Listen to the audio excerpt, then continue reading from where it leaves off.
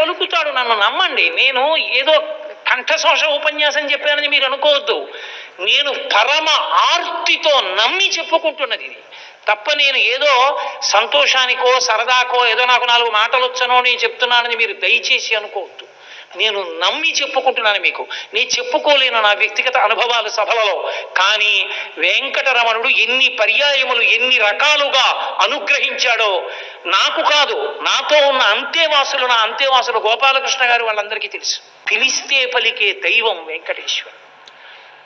అంతటి గొప్ప స్వరూపం మహానుభావుడిది. ఆనాటి నుండి ఆయన మాట్లాడడం మానేశాడు. మాట్లాడడం మానేసి మౌనంగా ఎవరిని ఎలా అనుగ్రహించాలో అలా అనుగ్రహించడం అప్పుడు మొదలుపెట్టాడు. అంత మాత్రం చేత ఆయన పరిపాలకుడు కాకపోడు. సకల భూతముల యందు ప్రవేశించి అన్ని భూతములను శాసించగలిగిన వాడు. తనదైన శైలిలో ముద్రపట్టాడు ఆయన.